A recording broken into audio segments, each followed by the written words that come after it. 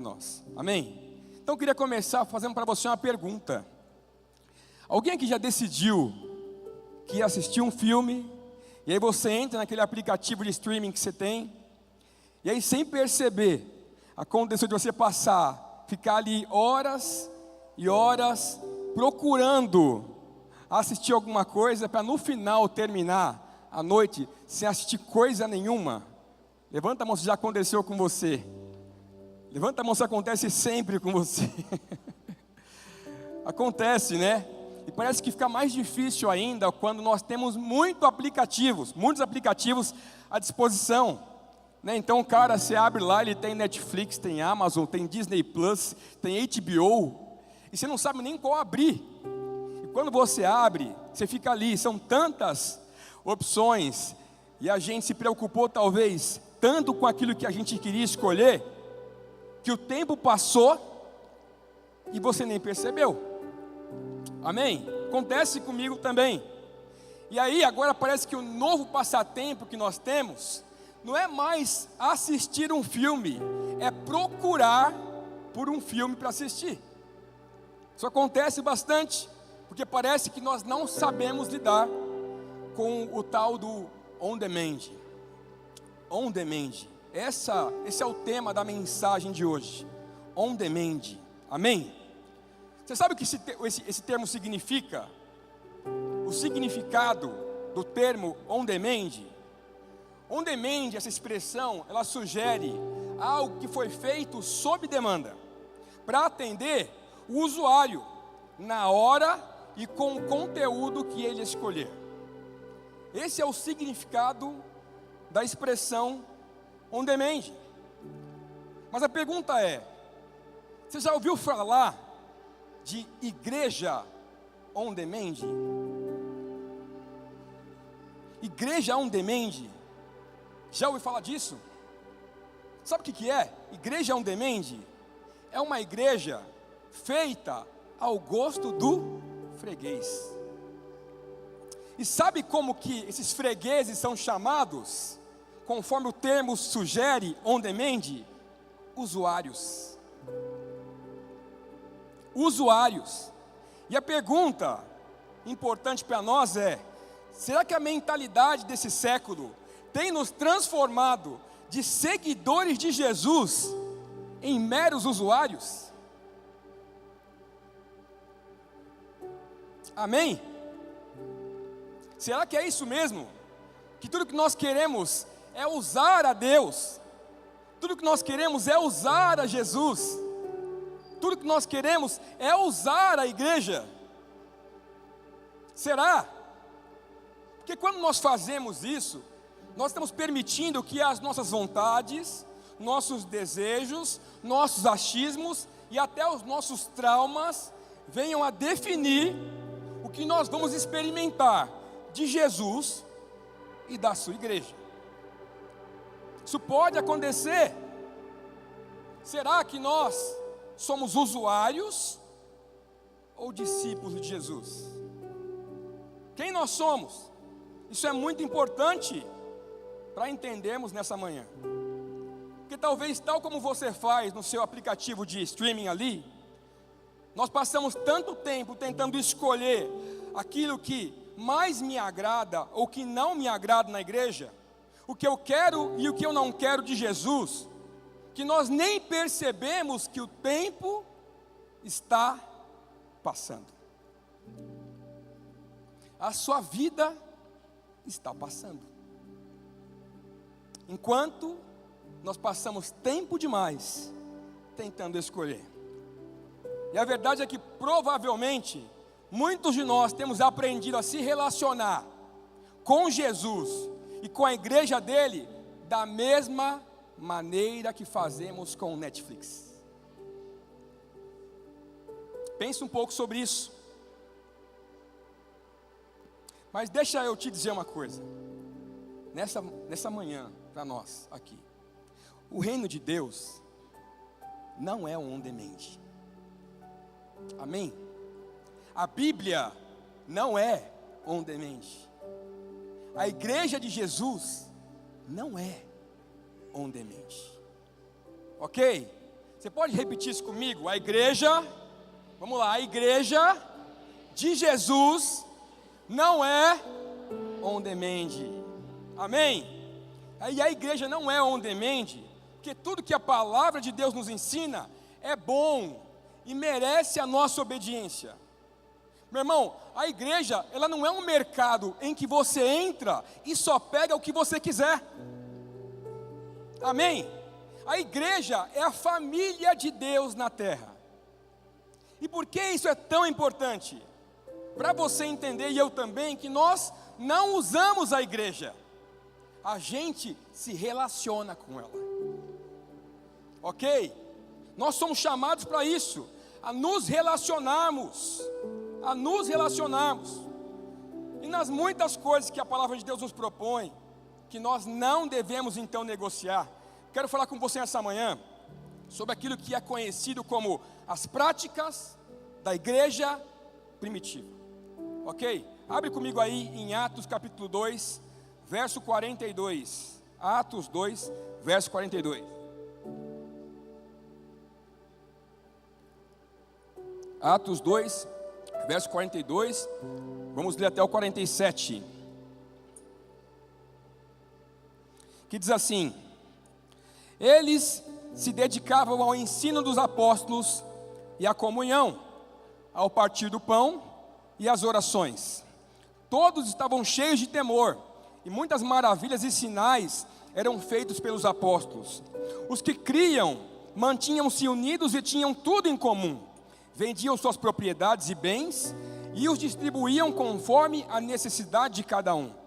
Todos os dias continuavam a reunir-se no pátio do templo, partiam o pão em casa e juntos participavam das refeições com alegria e sinceridade de coração, louvando a Deus e tendo a simpatia de todo o povo. E o Senhor lhes acrescentava diariamente os que iam sendo salvos. Até aí. Sabe, lá no seu aplicativo de streaming, você tem a opção de criar a sua lista do que você quer assistir. Só que talvez, tal como nós fazemos no aplicativo também, você tem criado a sua própria lista do que funciona para você, da igreja e da palavra de Deus. Mas a boa notícia para nós é que a palavra de Deus também tem a sua própria lista para nós. São coisas que nós precisamos aprender a zelar para fazermos parte da igreja. Amém? Para fazermos parte da igreja. Então, se nós queremos ter realmente um genuíno relacionamento com Deus, se você quer crescer espiritualmente, se nós queremos uma igreja saudável, essa lista aqui é muito importante para nós nessa manhã. Por isso que o texto que nós lemos, ele começa afirmando que a igreja primitiva, ela se dedicava. Em outras versões é a palavra perseverava. Ela perseverava. Sabe o que isso quer dizer? Que eles eram constantes naquilo. Eles permaneciam naquilo. Eles não negociavam aquilo. Então quero, nessa manhã, lembrar seu coração de alguns fundamentos importantes da igreja. E eu queria pedir que você prestasse bastante atenção. Amém? E se puder, anotasse também. Ok? Quero te encorajar a começar a anotar. Amém? Nós cremos em uma igreja ensinadora, mas que é capaz de reter também. Então, anote o que você recebe aqui nessa manhã também. Então, rapidamente, 4 coisas que nós precisamos aprender a perseverar, a se dedicar como igreja. Primeiro, o ensino dos apóstolos. Amém? O texto diz: eles se dedicavam ao ensino dos apóstolos. Isso fala a respeito de todo o ensino recebido pelos apóstolos na sua vida e no seu relacionamento com Jesus. E logo depois, o que eles faziam é transmitir para toda a igreja. E o que isso nos ensina? Que todo cristão é chamado para ser um diligente estudante das Escrituras. Todo mundo. Não o pastor, não o líder da escola bíblica, todos são chamados a sermos diligentes ao estudarmos a palavra de Deus, e ser alguém que também é capaz de compartilhar o que tem aprendido com outras pessoas, porque todo o fundamento que nós temos, toda a base da nossa fé, estão na palavra de Deus. Então é impossível nós experimentarmos crescimento espiritual se não houver fome pelas Escrituras. Você tem fome pela palavra de Deus? A tua semana é que responde isso, não é hoje. Amém? O domingo não responde para você essa pergunta.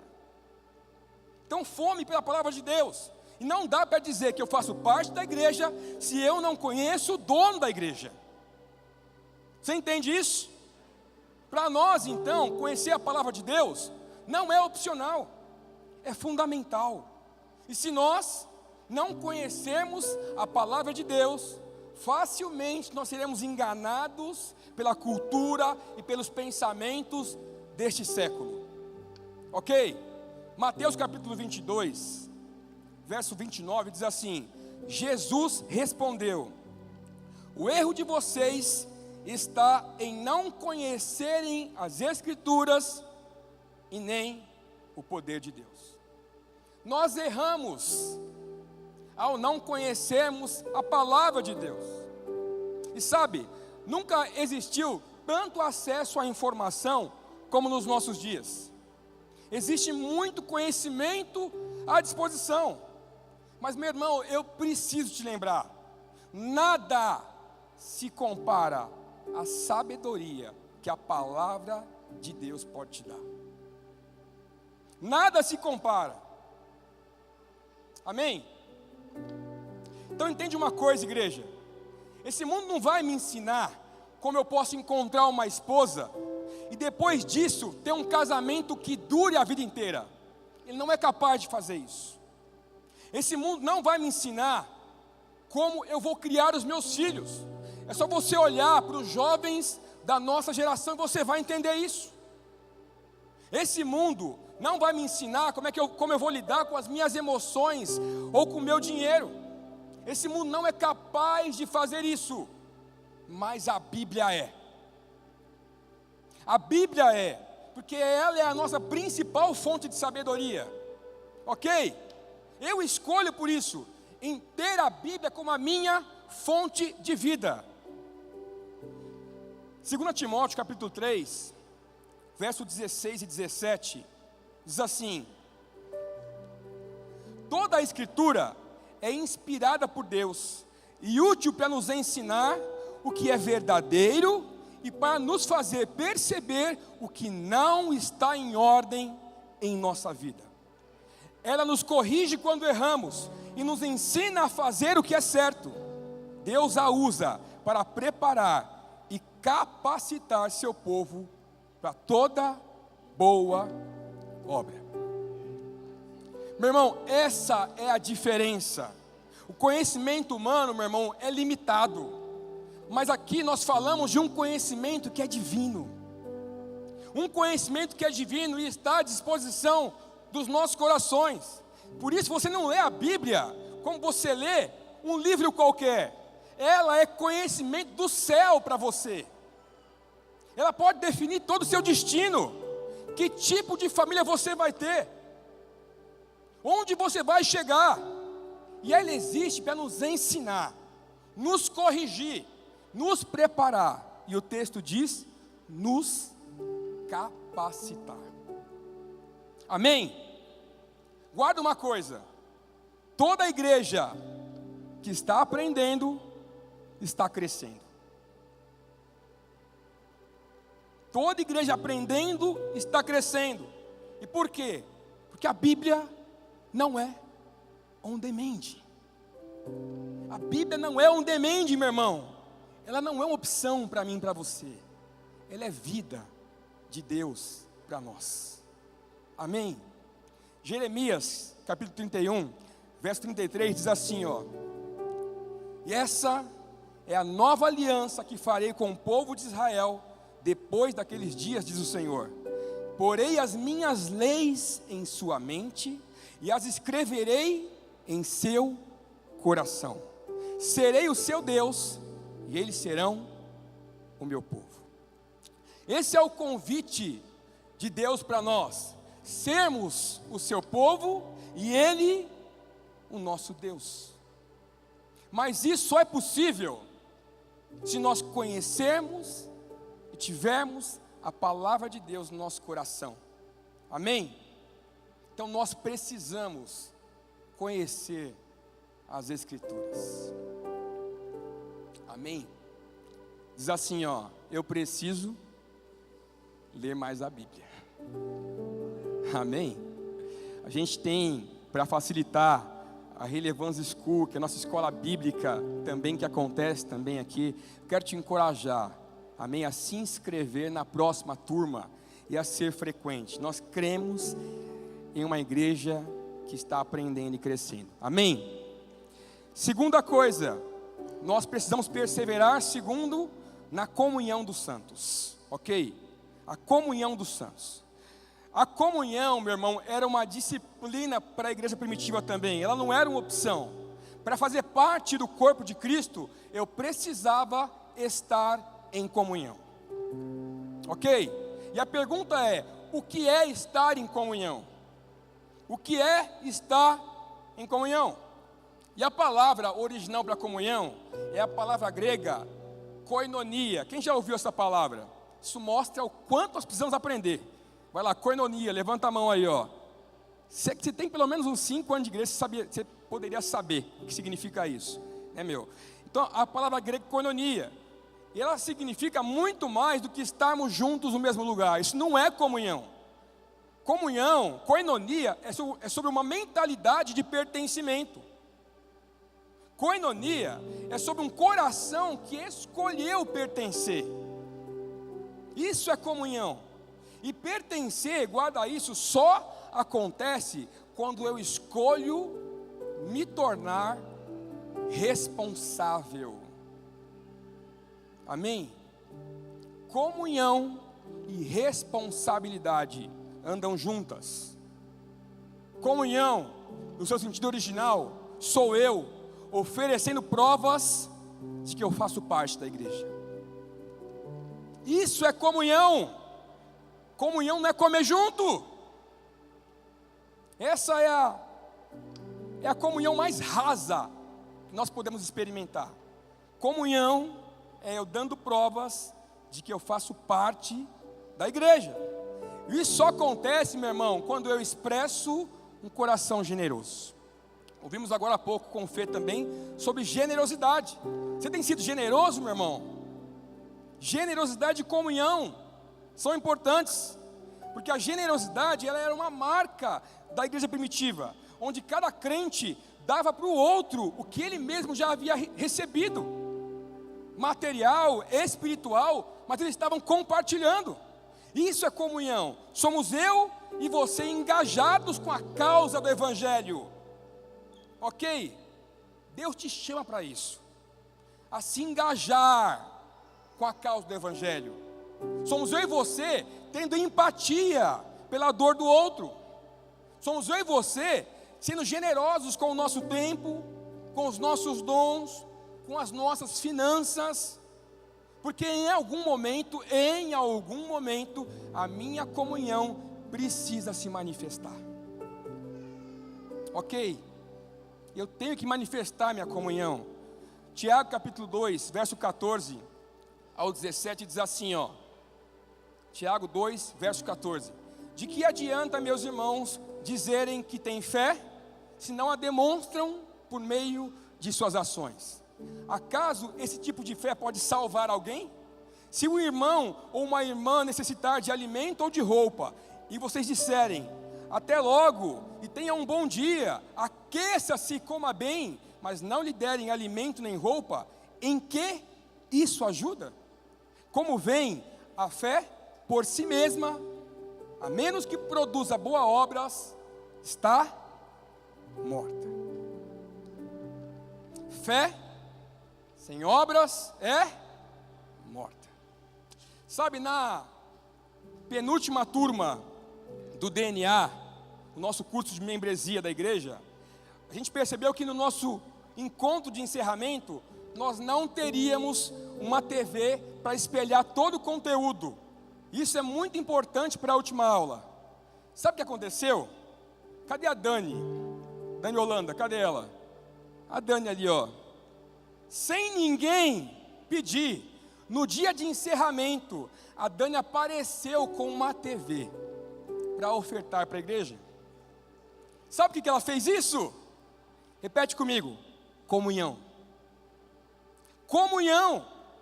Esse ato é a Dani dizendo: eu estou envolvida com aquilo que Deus quer fazer na terra. Amém? Alguns dias atrás, a gente teve um evento do Brave, nosso ministério de homens aqui na casa, e o pastor Elton levou os homens para conhecer o nosso novo espaço que está em reforma, e ele ia apresentando o espaço e também falando ali, né? Olha, cara, queremos fazer isso aqui, aquilo ali, e dentre as muitas coisas que ele compartilhou, ele disse: ó, nós queremos colocar aqui na área de convivência um videogame para as crianças, ok? Sabe o que aconteceu? Cadê o Pedrão? Olha o Pedro ali, ó. O Pedrão, na mesma semana, ele me apareceu com um PlayStation 4 para as crianças, e ofertou aqui, e entregou nesse lugar, sabe? E logo depois ele me procurou, dizendo: cara, eu quero fazer alguma coisa para Deus, eu quero colocar os meus dons à disposição do Senhor. E eu preciso dizer uma coisa: o Pedrão, ele vai se batizar agora na próxima turma, ele chegou agora há pouco. Não, aplaude a Jesus, mas lembra você, o cara acabou de chegar, cara. Amém? Acabou de chegar. Só que falando assim como eu estou falando, parece que acontece toda hora, né? Parece que acontece toda hora. Acontece, pastor, toda hora? Não é, não acontece toda hora. A grande maioria não entendeu o que comunhão significa ainda. Não entendeu, e por isso, meu irmão, fé sem obras é morta. Está morta, sabe? Nós precisamos entender que existem diversas oportunidades para participarmos.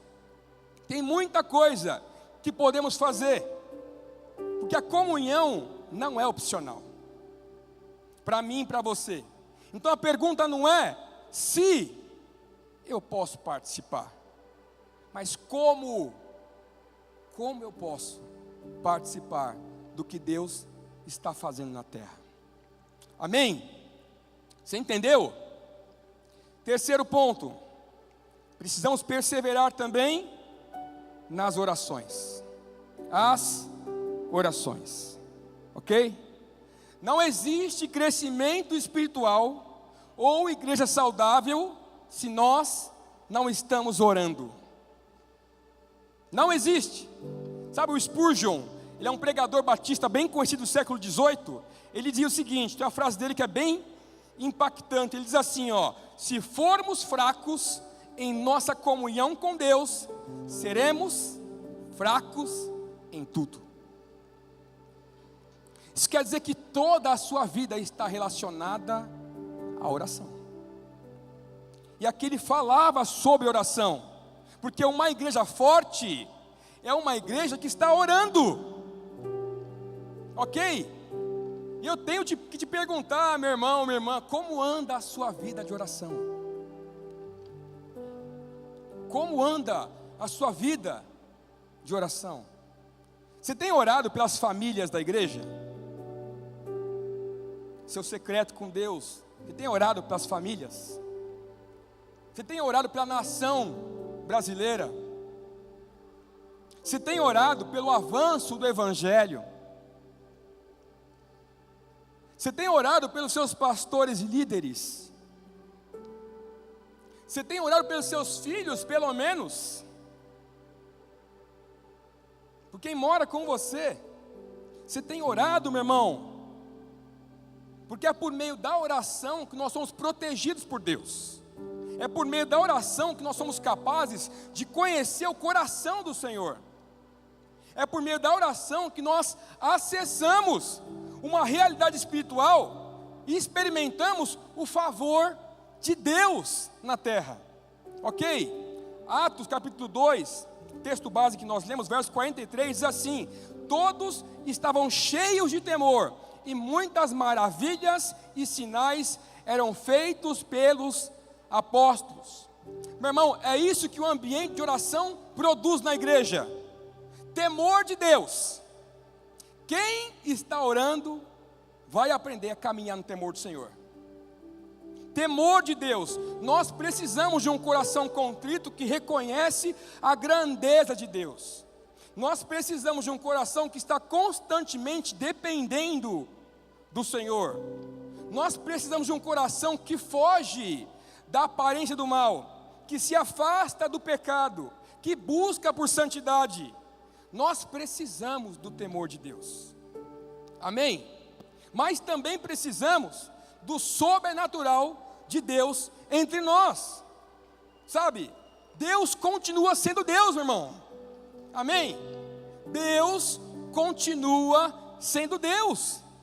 Ele ainda cura, Ele ainda restaura, Ele ainda salva, Ele ainda age sobrenaturalmente nas nossas vidas.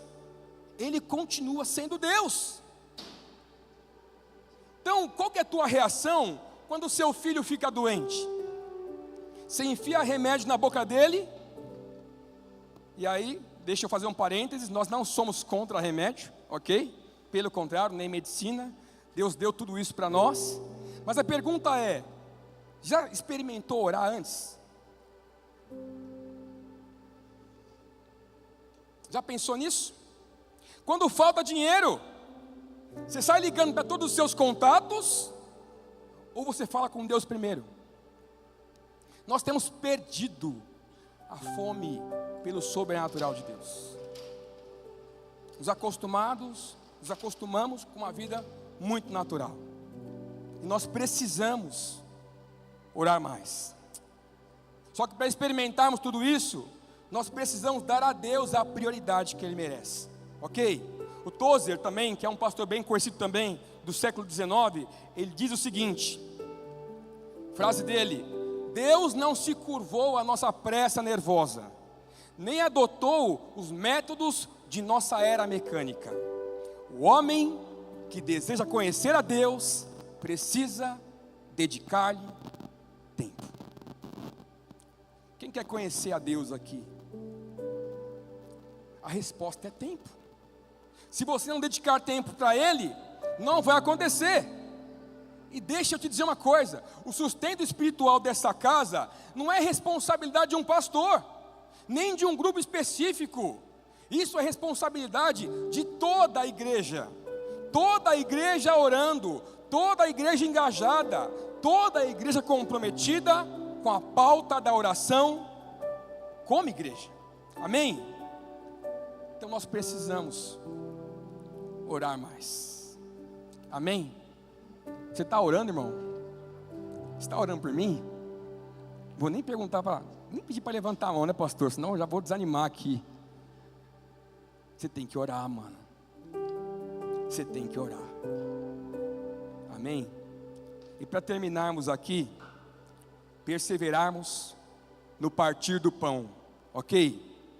Meu irmão, o resultado do ensino, da comunhão e das orações também era o partir do pão. E nesse contexto aqui, isso aqui é o equivalente à ceia do Senhor. A celebração da ceia, ela foi nos deixada como um memorial, como um mandamento por Jesus, e por isso que Ele disse: façam isso em memória de mim. Façam isso em memória de mim. E esse façam isso em memória de mim é sobre nós estarmos juntos, lembrando uns aos outros do sacrifício de Jesus, mas também celebrando a volta de Jesus, porque Ele vai voltar, amém? Vamos lá, Ele vai voltar, amém? Você crê nisso? Então nós estamos lembrando um ao outro. Essa disciplina é muito importante, para que nós não venhamos esquecer do que realmente importa, e para que possamos manter o nosso coração aquecido diante de Deus. Esse partir do pão, ele acontecia, meu irmão, em meio ao ajuntamento da igreja. Sabe como eles faziam isso? Grupos menores que estavam ali participando da mesa do Senhor. E essa atividade era tão fundamental para a igreja, que ela aqui é colocada ao lado de ensino e oração. Você entende isso? Colocado ao lado de ensino e oração. E qual que era a dinâmica desses encontros da igreja? Atos capítulo 2, verso 46, diz assim, ó: partiam o pão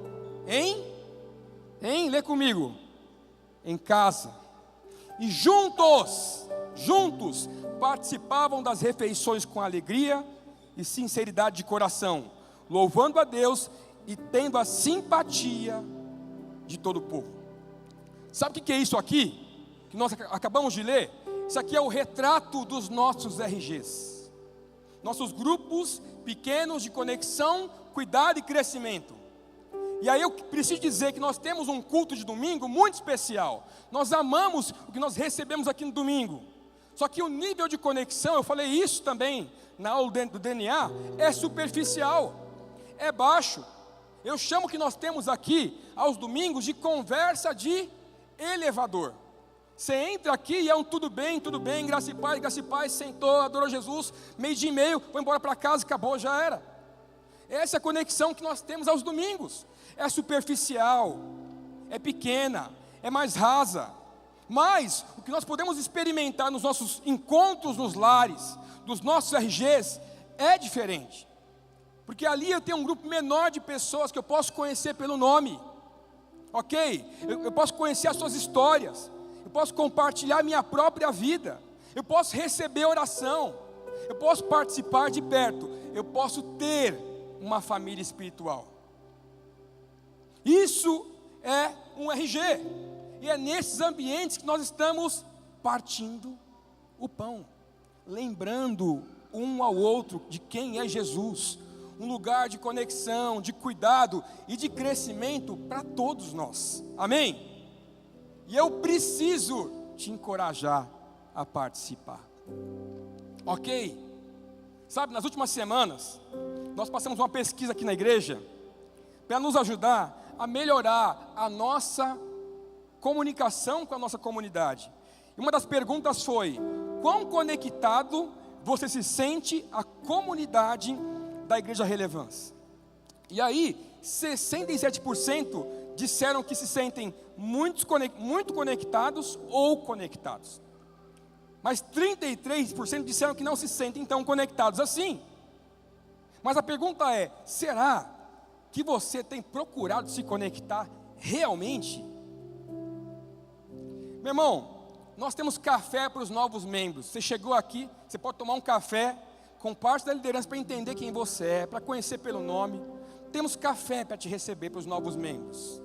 Amém? Quem participou de um café aqui, quando chegou? Nós temos café para os novos membros. Nós temos DNA, que é nosso curso de membresia, para te ajudar na transição, para te receber bem também. Quem fez o DNA aqui já? Amém? Né? Temos DNA também. Temos RGs, nossos encontros nos lares a cada 15 dias. Temos encontros geracionais. Então tem o Brave, que é o ministério de homens. Tem o Grace, que é o ministério de mulheres. Tem o Ember, que é para a juventude da igreja. Tem as áreas executivas, os ministérios, que você pode se conectar também. Então a pergunta é: você tem realmente procurado se conectar? Porque são tantas oportunidades de experimentar a conexão, só que você tem que dar o primeiro passo. Em algum momento, nós dependemos de você, da sua vontade, ok? E aqui falando sobre os nossos RGs, mais do que somente participar, é sobre nós dedicarmos as nossas vidas, mas também as nossas casas para o Senhor. Nós precisamos entender isso. É sobre nós cooperarmos com o avanço do Evangelho, para que mais pessoas sejam alcançadas pelo amor de Jesus. Ok? Desde que eu me casei, há 17 anos atrás com a minha esposa, desde que eu me casei, eu sempre tive um grupo como esse em casa. Sempre um grupo presente dentro de casa. Sempre. Sabe? E eu não consigo nem contar todos os testemunhos que nós vivemos, de transformação, de cura, de restauração, de salvação que nós experimentamos com Deus, porque nós tivemos e temos ainda um grupo como esse dentro de casa. Amém? E aí, muitos de nós podem dizer o seguinte: eu quero servir a Deus. Volta para cá aqui, ó. Colocaram antes o telão, então você se perde aqui. Volta para cá e dá a tua atenção aqui rapidinho. Você pode dizer: eu quero servir a Deus, mas eu não sei como fazer isso. E eu tenho que te dizer: eu quero abrir teu coração, quero te encorajar a fazer isso. Deus está nos chamando nessa manhã para abrir as nossas casas para o Evangelho. Você pode dizer amém? Deus está nos chamando para abrirmos os nossos lares para o Evangelho. Essa é a melhor forma que você pode ter para servir a Deus. Cadê o Guilherme aqui da Vila Romana? Olha o Guilherme ali e a Rafa. Alguns dias atrás ele me procurou também, do nada, e disse: pastor, eu quero abrir a minha casa. Eu sempre tive uma reunião como essa e eu quero voltar a ter. Cadê a Rosa? A Rosa está aqui? A Rosa ali, ó, do meu RG. Logo depois a Rosa me disse a mesma coisa: cara, eu quero colocar minha casa à disposição do Senhor. E alguns dias atrás também, nós iniciamos um RG lá no município de Caieiras com o Joel e a Débora. Cadê o Joel e a Débora? Já foram, já? Tá. O Joel e a Débora. E começamos um grupo lá em Caieiras, que na primeira reunião tinha 34 adultos já. Meu irmão, depende de você. Depende de mim. Abrimos o coração para entendermos que as nossas casas pertencem ao Senhor, pertencem a Jesus. Olha o pastor Gerson aqui, a pastora Miriam também, a vida inteira no Evangelho. É um casal que podia descansar já, cara. Fez muito, mas tem um RG em casa. É porque ele é pastor? Não, é porque ele entendeu. Amém? Depende de cada um de nós. E eu preciso te encorajar a participar. E talvez muitos de nós que estamos aqui, você já liderou antes, em outra casa, em outro tempo, em outro lugar. E meu irmão, Deus está te chamando para você fazer isso mais uma vez, para você se levantar da sua cadeira, ok? Por quê? Deus é aquele que faz novas todas as coisas. Então não deixe que um trauma, um problema, alguém que feriu você no passado, te impeça de experimentar o propósito de Deus. Deus está chamando você essa manhã, meu irmão, a se levantar mais uma vez, a fazer algo para o Senhor, a liderar, a dedicar a tua casa, a cuidar de pessoas, a servir, a se conectar. Mas depende de você, depende de você, porque a igreja sempre se reuniu nos lares, e nós precisamos participar. Sabe por quê? Porque o partir do pão não é on demand, não é opcional. Então quero terminar dizendo, meu irmão, Deus não te criou para ser um usuário de um sistema, ok? Deus te chamou para ser discípulo. É isso que Ele espera de você. Então pare de escolher o que você quer ou o que você não quer da palavra de Deus, da igreja. Você não é mais criança. Deus procura por filhos maduros, comprometidos com o Evangelho. Então o ensino, a comunhão, as orações, o partir do pão, eles não são opcionais para nós. Essas eram as práticas da igreja. E nós precisamos entender que é o nosso engajamento com tudo isso que vai nos fazer sermos uma igreja cada vez mais saudável. Amém? Por quê? Porque Jesus não é on demand. Amém? A Bíblia não é on demand.